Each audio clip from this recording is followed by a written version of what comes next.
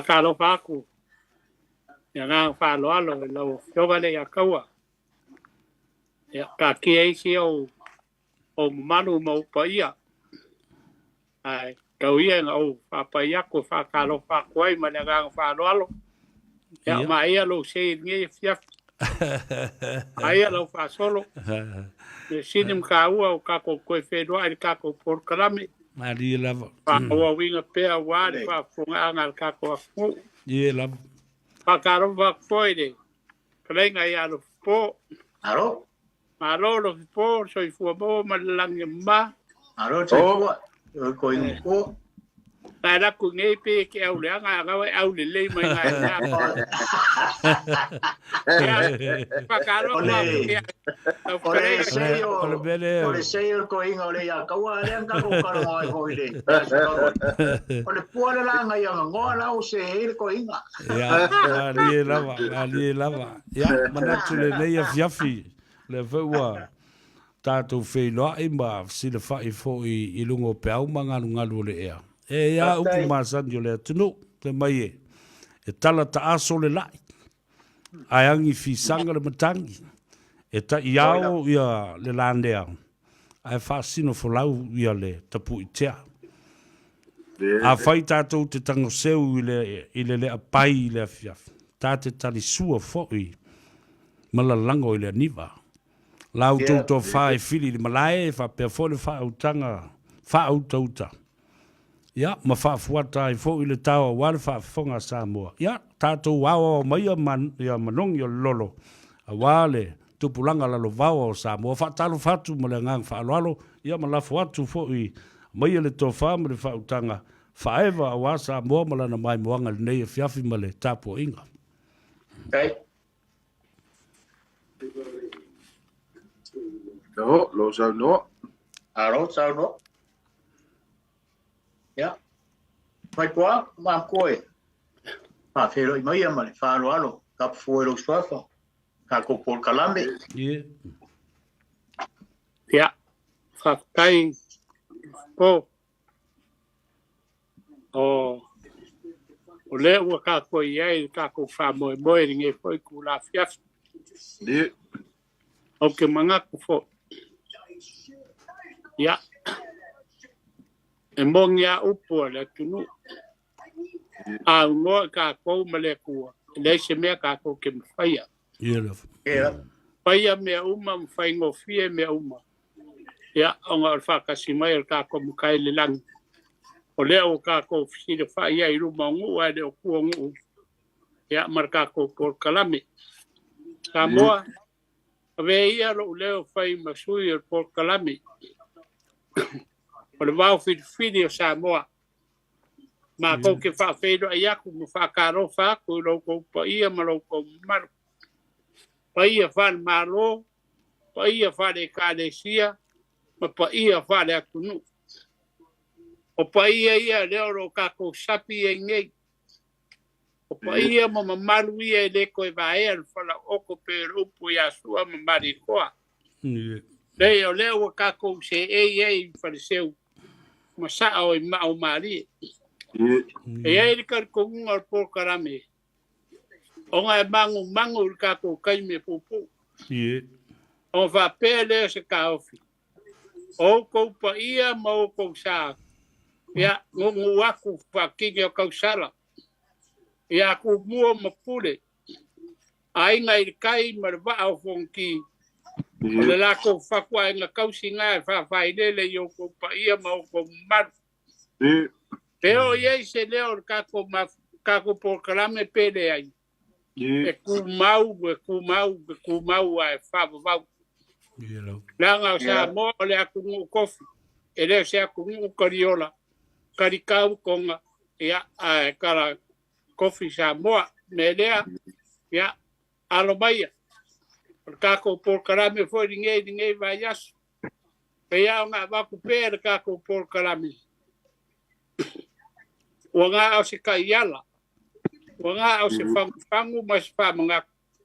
Ai whalango e lau whasoa whakabali i mar whawhanoporu. E makango whiai de kako porkarame. Whamoru mole. Ia se wale mangu wa tangai ngar.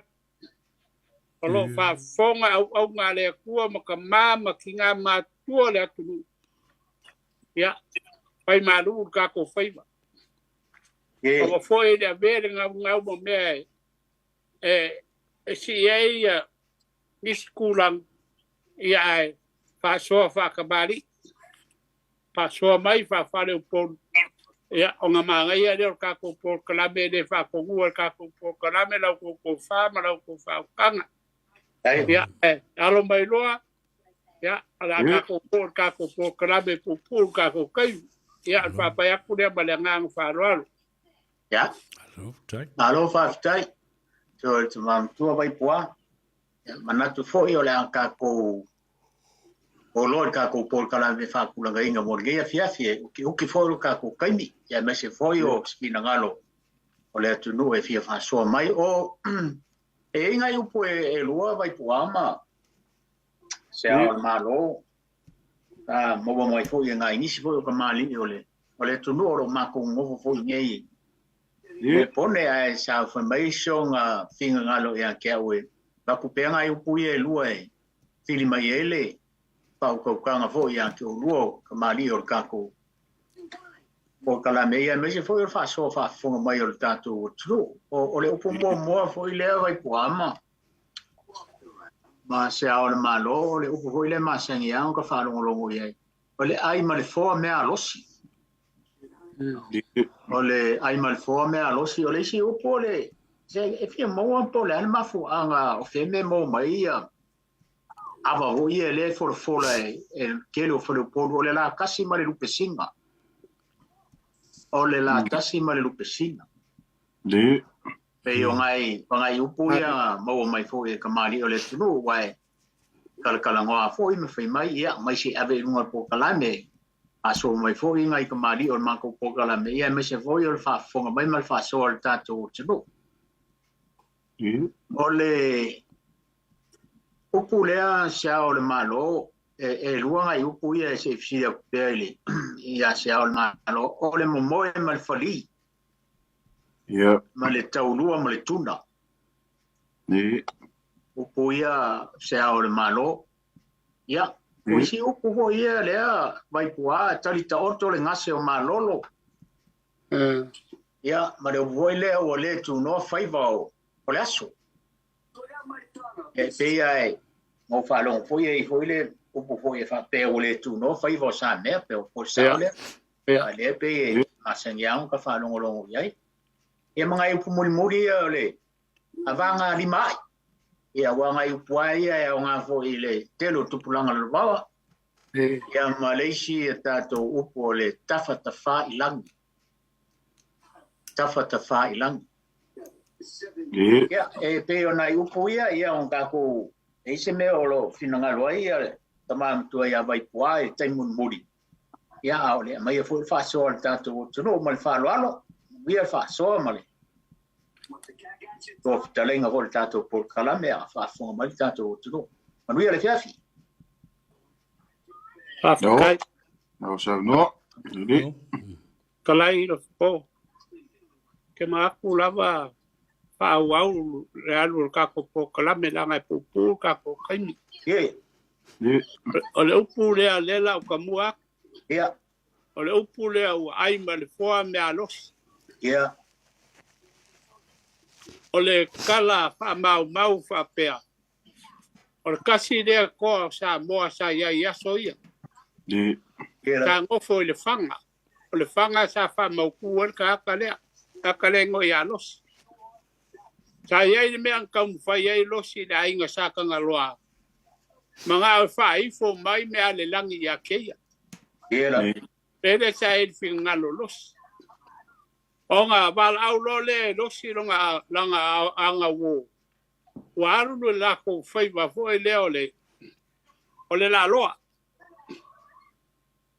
ia ole lauloa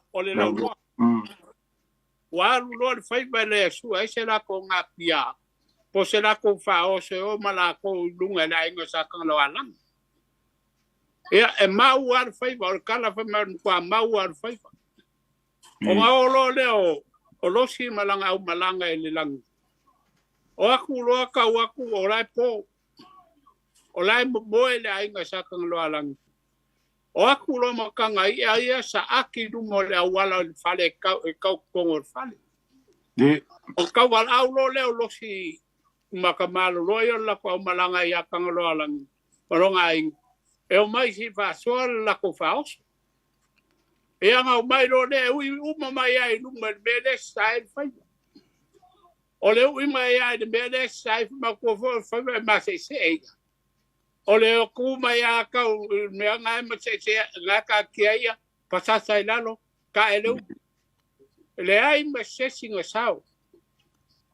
Le ai ma se singa sao. E ui la balai ngo fo asa ka mo fai la wa ia maua se ia ka vai le kinga al ka le ulu le lai ma fuai le ala nga upu le wa ai ma le foa me alos o me ia losi nga aku malako ia le o fo ai la nga sa ka lo ala ia awo e ave la ko e fa nga ai la ko ka kinga ba ila lo me ka wa ko ia ya kamale los al kalanga fa per kasi le ko Samoa sa mau de fanga ya ole si ole mau nga na ba nga ole ale si mea ole aso fina ngalo e fa pe voia fa fo mai le tulo uma Seao'omālō ole la kasi male lu piscina ole mau ole fale ula fai mai ko inga saya ini malanga nga sau i Vaopilifi marie. Ine mauka marie koa. O ngalongo le marie koa longa ainga. Saungi mai ava faedos. Ya, o mauka marie koa fai mai le mau. Sa lele ia le lupesinga ile sikala o mauka marie koa. E ne lupe singa al koinga. Pa mai la inga ua fola ava. Ua fola mai ia e ne kakaleang fola ava. O lea ua iai ma le lupe singa. Loa winga e whakakau le lupe singa e le lupe le an mari koa. A kufo e lai sesi kupe kau whamau ia. O le lupe singa o le ava le a mari koa. Ole mele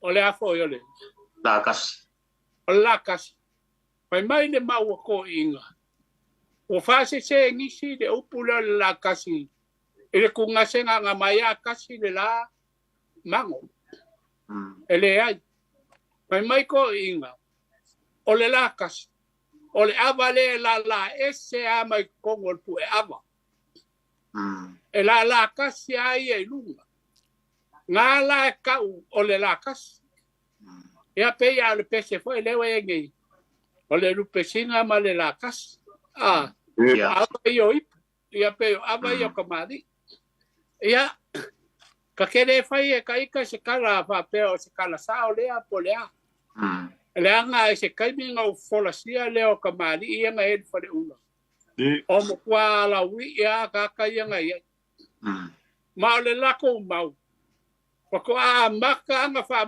mau I api mapengi ia mea Samoa. Inga ua whai ko whina pidi. O I ngala le wha vai ai mai le lako wha mau. Se ia o mai a inga ua ko whai le ngafa o Samoa. O lo maua mai a lako su e nga ma mea nga mafuai. Ia peo la kari aku le vaenga le la kasi ma lupisinga. Ai le whai le tunu. Ia me se mea. Ai ka kele yo akula isi upo ese fsile akuya Seao'omālō o le mo mal fali e mal taulua mal tuna mari ia ku le afu o le upu nga o le afu o le mo mal fali ku le fali o le lua o le au lua foi le ia ska unga le au lua ia fa mai la fa o kanga fu nga ele le pu a ka wa ia au fa ila po vo ia ya mai la e kumulo le pu kusai e fa kumulo la le pu ia pe afai wale uma ia wale kumule pu ia fa ila po ia o ba kulola ia le au dua ia kau fa kumu foi le ia le fa o kanga le ala ia ile upule le fa kuma ia o le momoe ma le fali o le wala kur fali le momoe ma au fa ila po ia e kai winga fo ile a kukusa ala ma le upule o le kaulua ma le kunga kusai fe mai fa kusai e Samoa le ia o isi fa ko inga nga fakua le upu o le kunga le mo ka mai popo le kiki foi le mai le soa le popo le kiki ma le popo la po ya wa e si so foi le ia le avenga popo sa la ka unha soa le popo la po ma le popo la po e le soa le popo le kiki ma le popo la po fe mai la a soa lo le popo le kiki ma le popo la po ia on fa melo le ko inga wa ka ulua ma le kunga ia e winga foi ale ai pe kai kusa mare foi le mangusinga le soala u sauanga kai winga fa penga fa winga fa penga foi le e kaudua markunga la kalainga Lofipo e winga ia fa penga kai fa penga longo winga e winga kusa umala male upule ole momoe marfali ia nga foi fa so me foi la tunu wala voi se la tou finangalo ia upu foi fau ko inga yo pre upu le sa fa mamla foi ko mam ko ia Vaipua le ai mal fon me alos ia na sangi au ka fa lo foi le ko kongu foi on isi ai nga foi le pe a ku ni malo foi pe ko mumu a Vaipua ma ko mumu va peo e ngi me ai e como foi va pe era o que ele foi lá o mai foi e va pe le ngai ko ni oso en el mele oso se fi ai se ngale ai mal fo me aro te va pegar un pa mai o la suru fingalo e fa ngai ngalo kure me sa kai fa nga fa pe nga ai mal fo me aro lo ka la ko ka ai sa ka la ngai ai ngai ko mu mai lo ya ka va ia o ka adole o ka fa piasi o ka ia fua o ka ika ai wa ai mari fua me aru e pe fa nga fa pe nga foi le ia le mawanga te sa ngo to ina matua le ye vai poa o ye pare upulea tamaruru ko Seao'omālō le tarita orto le ngase o malolo o le tu no faiva o le aso ia po le tu no foi faiva sa me ia ka whaalonga ole i anga ole malolo, le ai le ka ale sami ia le ai whau ele upurunga, i ole whaunga foi ai ko inga foi lea, ia maolonga whaunga inga foi lea, se whaaloalo foi lea wakele, ia, sa wapeolo whaaloalo wakele, mai whaaloalo ia ka ika ia, wasaua ia palapala o malo, marikelo le maukonga, ia onka whapea kurola, ia wale lei, ia whaafikai le whaaloalo, ia wakarika oko are ngase malolo, wa sutua ia, mai papa i lau whaaloalo, i olo whaonga inga ngai, i lau ngai loa iai, o le awale sia upo ngā rupo. O le so finga le upule o le se o skaimingo si le kule sko ingo. La so finga le upule o tafa te failang. Ia ka whakawhailang e pe e whoringa mai o lea fo i lea e pusai lakulaka wa ai ngaka, ai pe e ngimo o kurunga pe o le pe o kamalo fo ngale le ngā maka mai fo i le singa fo ngale o kui mangua ngimo. E kei whape ngā ronga whao ngā inga le mea ka whakawhailangi fo i lea e pe e kua ko au. Malaka i le langi foi le ia upa e fau e tangata. Ai pe e winga fa pe nga foi le winga o ka fa ilang. Ia kusa e piko mai luma au. Ia ai mama o ko i kuale me ia. Ia ka vai foi e pepe a fa pe ia au ai mama o lunga le lang. Ka fa ilang ia kulola ia nga i kua ko au. Ia ka ilo ia o lo nga ilo. Alo Vaipua Vaipua ole upule ole tu no faiva ole aso ia po le tu no foi faiva sa me ia male ka ko upu muli le aga ke le o foi se fai ko sam kalanga ko inga inga fo Samoa ia le upu le amol ole avanga limai Vaipua e fa kai lo po o le upu le kalika o ko ngase malolo ia de pai mai le mau ko in de la ave aku kala pu ia ina maka ngo e male la le le ngu o nga so ai le fia sa o ke fiki e ngo ya singa fiki e ngo ke ni la lo ku fiki de o sa wa i ro le I pu pe sa e mo I kala ia nga ba a sa u le ke e sa wa o le kalinga o ia le malu o ia le malu nga kali ia ia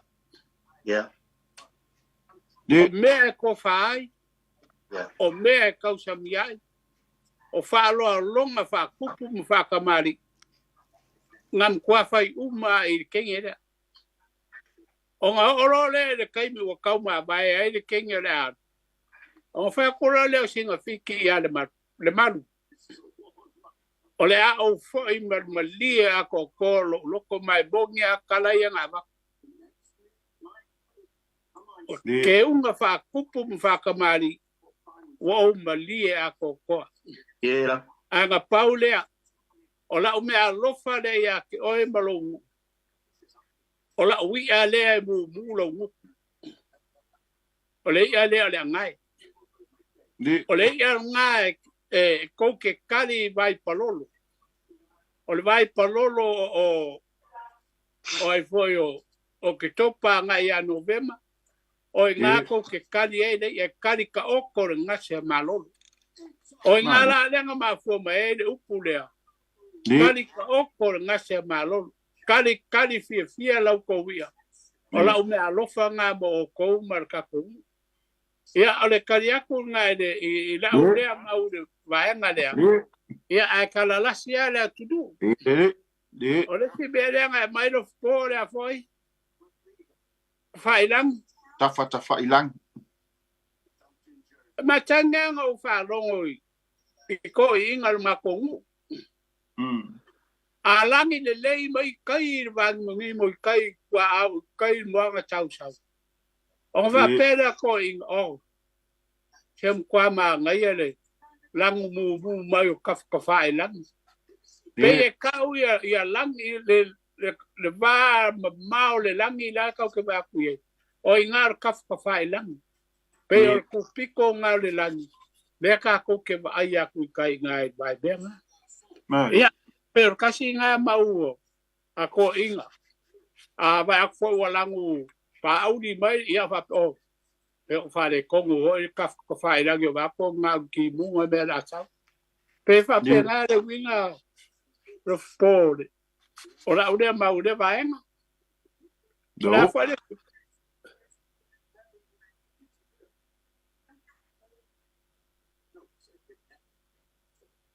hola na ola tatou yo na mana yo la sau ale leo mo to WhatsApp Lofipo le si upu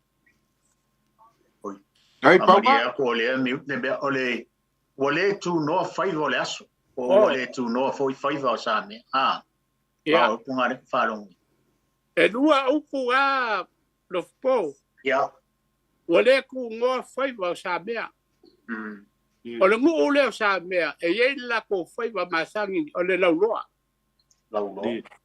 a ora nga kali malo o nga lu lo le o fai va leo o sa mea a manguia mai la ya o nga mai lo le kali e malo a ku foi ai le manguia yang va pen a e ole ku ngo fai va sa mea ole se be bo ai o sa ia se kai ia ko e alu fai o le singa winga upu le ole ku ngo fai va sa mea ole ku ngo fai va le aso ia o upu yo ke fa longa ia ko inga ma tangi ngo ia ko ngo fonga ma ko inga ma ko ole ku ngo fai va le aso e o fa kasi malala nga upu le o le aso ma le feedinga o le aso fo imbal makai nga kila Madi. Ole ku ngoa la foi voleaso. o longo winga ua pu le aso ai kele me la e fi fa fi va ka un me nga ma foi le ua le ku ngoa ua le se malo longa ua nga fi fa uma me a fa vrado ua uma le aso nga lai ma foi le upu ua le ku ngoa foi ua le aso o le aso ma le fidinga o le aso poi ma makai nga kile ua ia so e fai ia le ia fidinga afa ko inga nga fidi afa ai foi le aso nga le o kilo i kai po wa e vai va ku barie pa alo nga lai mo wa le upu nga o le ku ngo foi o le aso ma makai nga kila ia o le aso foi ma le fidinga ia o cho ga ku le aro foi le vai ia Maro fa tai. Lo, ye. A fonga vanido tato tuno. Ya manatu foi wa o le taime tau tala le tato gaina o tato oni. Pasua mai le tato tuno. Ya o nga lafa klolia e lau ko far ko inga mapue. O le ngafa o Samoa e nga whamakari mai ma ko ya mai so fina ngalo i. Nga lempe i kau vesi mai si ada ko vesi vai ana fa fonga mai le kungo ba tanwa. Ya o whamkalanga le man kala ya manuia fa so mai le tuno. Ya le ya kau o kapa fuor swaf. Yo. Ya. Alo, fa so fa kala me le ponga le tionga ya le ya kau. Kala mai vole ako ponga le ya kau e kako. Alo, fa ole a e ale taimi tatu te fitu fa ia tala mo vol tatu leina la sa wa to e mo mai ai fo tina yo mo fio so mai alo Seao'omālō ya mo fa talo fa le fa to e mo mai fa talo fa to le tunu o le to fa fonga mai upu ia o mai ona folosia ya mau te tala i fo tatu leina tolu fitu tasilima iva tolu fitu tasilima iva tolu ole na ai mo le fo me alosi ole la tasi mo le lupesina pena mafu i sea ya ole momoe mo le foli ole taulua mo le tuna ya fa perfo i le avanga li mai o tasi na upu leo te falongotu le ia o ile avanga li mai ya ma me le upu leo le tafa i langi Asa wasi o tabai manatu le matau ile upule o le tafa i langi. There you go. E pei o le ngangana profesa i ua whai nei e whatu ai upu.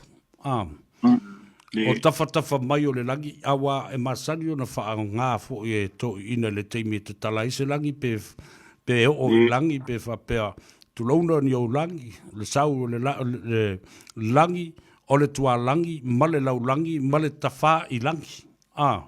Ia pe o upu fa popo ina ia malu tele le tele o na langi wo o yai o langi ninili o langi sisili io pe o le pe o se tala tu le na sa tilo yai o au nui pe o se si i tu langi e le i o yai le famtalang a wo o yai le malama o le fatu o upu a fale upo ia o le upu le taulu o le tuna le na tauno ia Samoa'omālō ia e tusa mo o mafau ma fa fo ia le upu le o le latasi mo le lupesina pe ona sauno le to ina wa e se uma ava fale upo ia pe le mato fo inu una to i sa foto o le ava le ve ta o le tanoe ele se ava umi na o si tama i awa e pupu a te lelo na ata. A o lai le taimi. O le awa leo le vea, o le awa fo le nao lido mai awa. Ia pe o se, ai a o tofu tangata ia ma, ai ua masani e le whaalongo ma le whaongaina o le latasi ma le lupesina. Ia le o tātou walu e le wha. Pe o se, vai vainga le nao leo tala tātou leina, tātou malau mua. Talofa malo se fo mruia. Ia, le suava. Le suava ia. Tapu Vaifale. Talofa lava. Ia mai le suava ma sa mai. Ia talofa la naua. Tala le tatu leina ma ua. Lau whaafonga mai ia le tatu malo. Malo se fo. Malo se fo manguia. O krano nipo. Manguia. O tele Vaifale. Malo le on sai. Vaipua. O au le ngo pasta ku vai aso le. Ya. O ora le o kai kongu le so a. Malo. Ya. Po le kongu se kogi se unga ngara kila. Pa pu ko ani malo pai. Kala ora mo ko alongo mo kwa mangia. Le sama ka ko kalane. Ya Aloha, tai. Palongo mai le kongu a malo. O po mai sa pa makala mai. Ele ai ama so nga ko e kari se ai. O ke palo. O le po mo po le o pa longo ai po po. A kai kele. O kala le kengem. Mo le la saui. I po po. A sa o la ki po po. Mo ai ele. Ile kai me nga sa o ke a. Ku po ka so ka se ko sa. Ai ro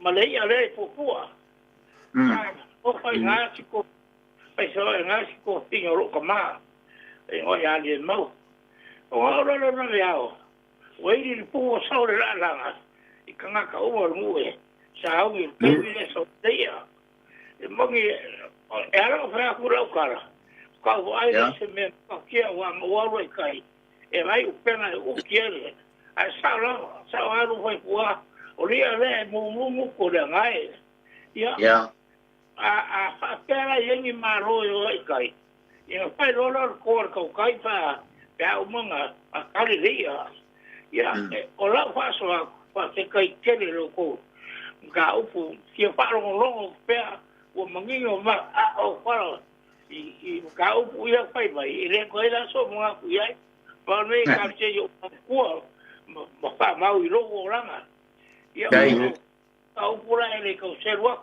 ala kwa longo pe pa kai kele kai do la vai tale ya mangu ya maro longo le pia ya ka ko kalame kai aso ikoia ya talo fa tu tato blau Iu ba kalwa ngar ko pa ia mar ko mamar que so ko mangu ya sua se ba ku si ka vai se uma ko le ko se pa ko fa rongo ku le lo sui fo ma su ai ora fa no wa le ma wa sa no ya ja ai ya ko se u ele pure ma pu e po le si pu ka we pu le fali e si mo nga ka be o le o ka di kai se soli mo fali yo ya ale si la le ma u ya mo le ai po le va o le nga ka u fali ya nga e bu nga o po le su o ngi ska ngai ka kai ai se soli fali ale ya se le mauro le amo ya ole ku ngo fai bo sa me ya ai so mo wi Lofipo ese mai ele isa mau o le nga va ko e Vaipua ma isa mau si fa longo ko le fa fonga ku le tu ya ai pio ga pio ku ka sa ya e yu ka e po bai me nga we sa ku ye yo ora ko ko va la sa aru masangana ngwe mai ro le nga fe le ku fe vai ngal me po e le ri mo no ko ku e bo le ku wa mau vai ale fa penga e wa ro fu ka usanga po fin ma singa po ka usanga nga po ila pa na ma ro riska ma ro se pio la ka wo e si polas ka ko me mo mai e fa pu po ga som kalanga yo ku ngo le ku mo foi ainda vamos o e como eu a pena que mas como mas se vai nem cair o que eu lá o foi mais essa mas ainda vai cu foi mo a pena mas salo manga cu ele o que eu nesse falo a ver eu ya o ngala pa pena ainda pena carinho com ngai cu em sao fa o que pode ser me eu não cu lo e mo wala e fai fu fo ila se e ka wa ko ki nga ru ma Lofipo ya e nga ma be e ku mo fai bo sa ve e fai fu fo se ba lo ngi e fai fu ka wa isi ko e pe so nga ko i fa ru e ma nga wa ngol alo fa ka ko Ya, wala ba foi ya nga fa solo mai tu nu ya. Ka no be ka bu. Au. Dai na ko lo fina ngalo. Wa be foi ya. Vaipua. Kai mo Faasamoa sua. Ya malo. Ya. Via. Ya so foi. Ya, Faasamoa. Dai foi. Ile upu foi lea le pa ia maulunga foi ole tātou malo nei po le mele le ai mo le foa ai mo le foa me alos ile u fa o ngai no le mele o le upu lea a fa pe foi lea e o ini no fanga lo fatino ai mea ai tula i mai ai ia ni pe fea. E ti ngā lava ona i loa pe talawhea ngai, pe le talawhea ngai, ona iai o i mea ia a o upu o tangata i e whai atu.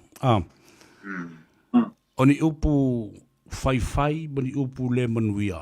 A o le ae sa whawhai a ma whai se tau mawhitanga, ma tali wha aloalonga. E tau fōringa la whapena, o le ae au mai, ai o le lava tātou te lava papale matalia pere fa alalo ewe ana tātou foi upu e foi mai Asa Pela chua konga foi ia de oso. Io Ai eri. Ah, já go.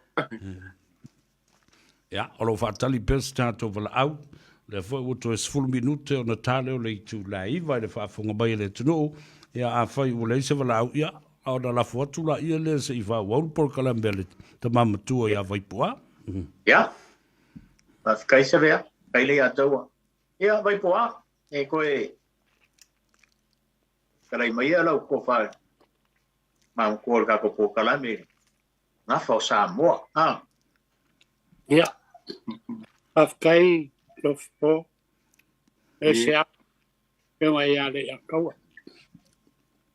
e anga kako mau per kako por kalame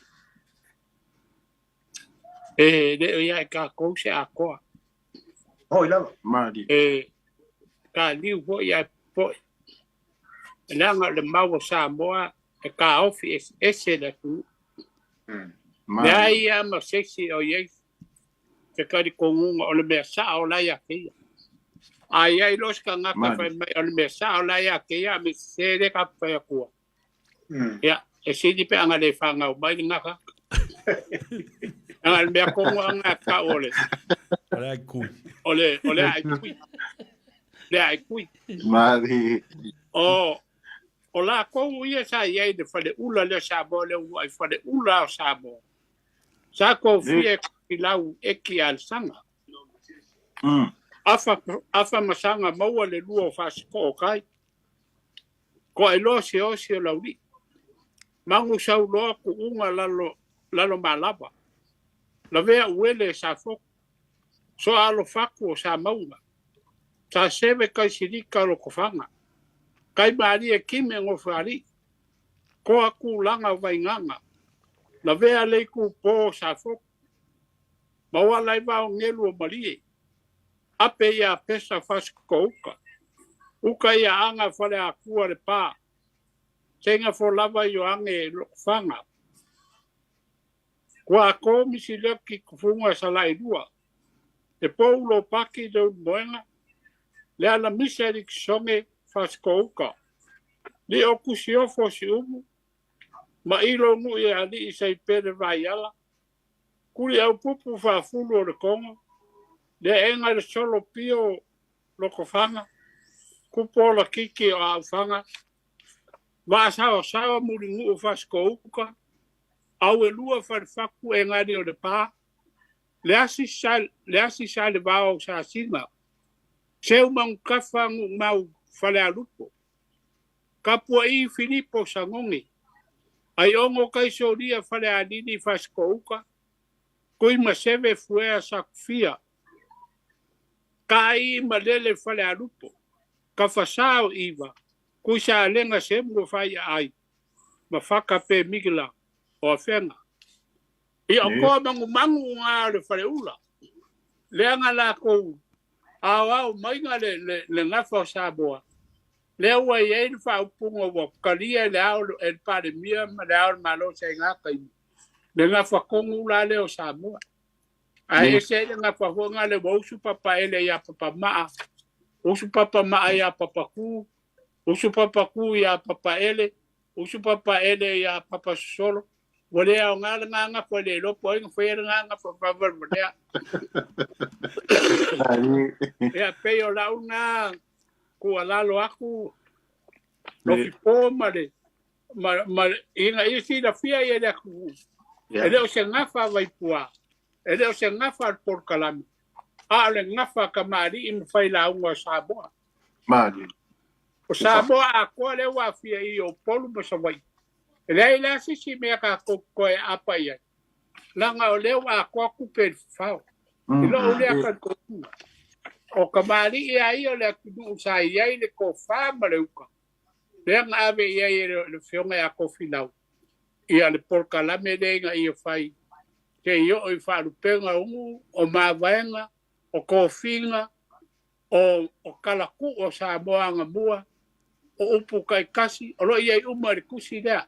O le kusi lea ma fia, ma salo whakorunga le kusi pa ia ko a maua. Ma fia. Ia, ke masalo ngā waru kaka leo le ia i sida e kusi lea. Ke masalo ko inga sa ia songa ia wa lo fa ilangi fo lo kere lo poko ia se soi fu mai ini ngai mai ka ia pe wa vela ko fa mau o fia ia wa sa o ko kuai ko I ia mo fa ia o malako office apoe ia o I kwa ro ai le ngunu mali ta le fia le ngunu wa ke lo ele sa a inga ka pu e lo o langa la ngunu le wa ke le ai me o ke lo o ke mga fo la fa sa la fa mali a wa lu ma ku nga ma nge me yo la ne la fa e ku nga ma ai le fa sa la fa ai lo ko ye gis ya bol langa e luma ya o le ba pa sa lo poba ya sa vea ya ala ko fa fo la ya de fa so lo ga baiga o bea ga kupu go a baka ga kusi Samoa a baka mai ai le kai ko figa pini da ga fagau se o mai le kai ka vale gai pu ka basese ile bau Samoa ya o le ai u bai I fa bau ga ke u fa pe o gi be ka ko ke fa ku ba fai le ai la le u fa pe pa ko I ya ba o le u fa salau ya ora u ka dia ku le ba le ga fa lo Lofipo ba. Tavea ba. Siao. Maro vatai. Leo ke kilo aku pe ko ni manga mi muke ko or ka ko kala. Ia. Eh. No fai nga langa lenga e amaka mai por vaso aku e ko. Fai nga ko e fa mata ali mai. Mai fa fonga mai le tu le amaka nga fa. Inga ia fa fonga mai fu le tu no e nga o le ma fau. Pasai iri. Nga singa me foi le nga fa ka mai Peilua pe ko ngai le nga Vaipua mai fa lo. Ya makanga. Ka ko sa o ya a kamu e fa so. Singa nga fa ta kia me wa le ko e sa pe ko fa ka ku mingu. O I por kala me le ya ta wa fu foi nga le fiaf. Ya. Bela ko la ku nga fa le ako ira. Mai le upo ko inga. O le mau le o le ngafa leo Samoa. Mai anga lenga se ia pa ia. Ya. Filim por ku un kawiro ai malo. Ya le la ko kangwe. Pa makong ya ku la makang. Si me le kiki ya. Usama le mau ko inga nga mai le ngafa Samoa. Pa pea.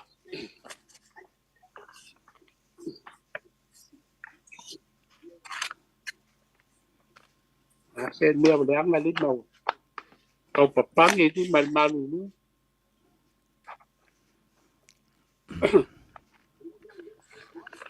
Tau no su e sa foi lau tusi te mai tai. Ya. Mai fa foga. Ya. Usu kuia kua lolongo ia sina ingoa lasi. E whapele mau ko inga. O le kenge leo sina ingoa lasi. E lima o ngai ngoa. O sina ingoa lasi. O sina e. O sina ea. Ma sina lava. Usu mai kuia kua lolongo.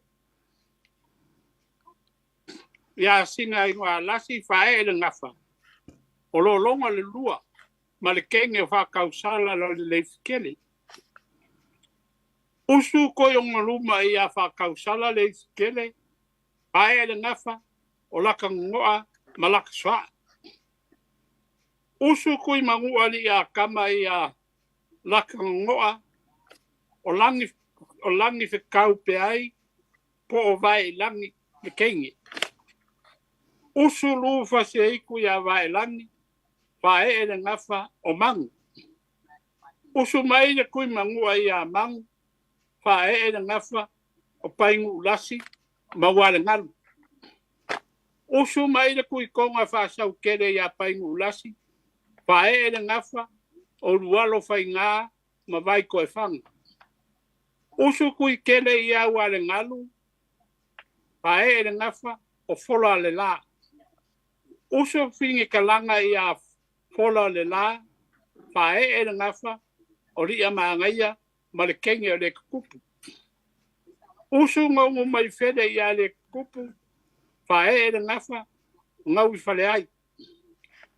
Usu mali e koa la auri ia ngau i fale ai, fae le ngafa, o le ngako ai kele. Usu mangu asanga lala ia le ngako ai kele, fae le ngafa, o vai kama so alii, ma ko ngaunga whaare kui konga. Usu kuia anga se langi ko ia vai kama soali.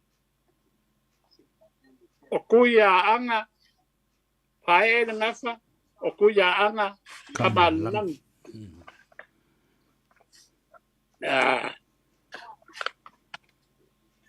Usu kuia anga kamalangi ia vai koe whanga. O salama singa le kupu ko whai whao Samoa. A koa mai saua.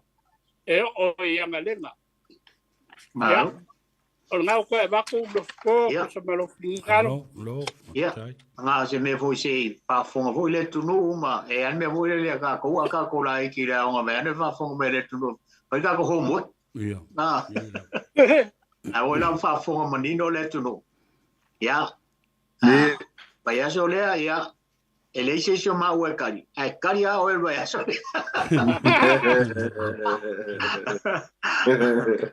Ya, ale o va fo manino dato o tuno dato por kalame. Ia. O no o ma fo dato teni fatu nga ina. Ya, sao. Mai Amerika ko por kalame mo ne fiafu, ma fa lalo. Ya, ma lo so ngo.